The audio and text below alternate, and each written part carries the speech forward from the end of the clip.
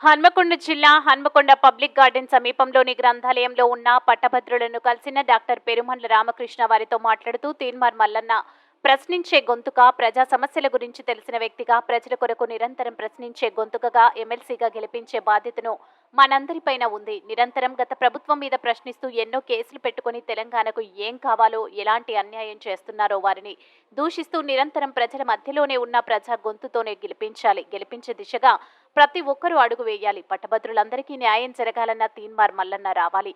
తీన్మార్ మల్లన్న గెలుపు ఖాయం. ప్రజా సమస్యలపై గౌరవ ముఖ్యమంత్రి శ్రీ యనమల రేవంత్ రెడ్డి మన సమస్యలు వారి దృష్టికి తీసుకెళ్లి పని చేయించే దిశగా తీన్మార్ మల్లన్న కృషి చేస్తారని ప్రతి ఒక్కరూ ఓటు తీన్మార్ మల్లన్నకు వేసి భారీ మెజార్టీతో గెలిపించాలని డాక్టర్ పెరుమండ్ల రామకృష్ణ కోరారు.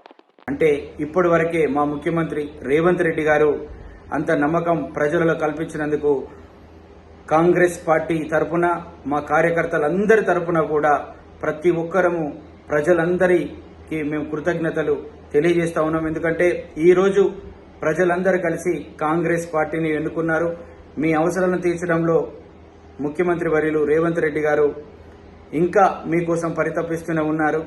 ఈసీ ఆంక్షలు ఉన్నా కూడా ప్రజల కోసం ఏదో చేయాలి, తపన చేయాలని నిత్యము సెక్రటరియట్లో ఉండి ప్రజా సమస్యల మీద, ప్రజా అవసరాల దృష్ట్యా తెలంగాణ రాష్ట్ర అభివృద్ధిలో భాగస్వాములు కావాలని కూడా మా మంత్రులు, మా ముఖ్యమంత్రి గారు, ఎమ్మెల్యేలందరూ కూడా ప్రతి నిత్యం ప్రజల కోసం శ్రమిస్తూ ఉన్నారు. పట్టభద్రుల స్థానం నుండి వరంగల్, ఖమ్మం, నల్గొండ తరపున తీన్మార్ మల్లన్న గారు ఉన్నారు. 27వ తారీఖు హస్తం గుర్తుకు ఓటేసి భారీ మెజార్టీతో గెలిపించాలని పట్టభద్రులైన ప్రతి ఒక్కరిని కూడా మేము ప్రార్థిస్తూ ఉన్నాం.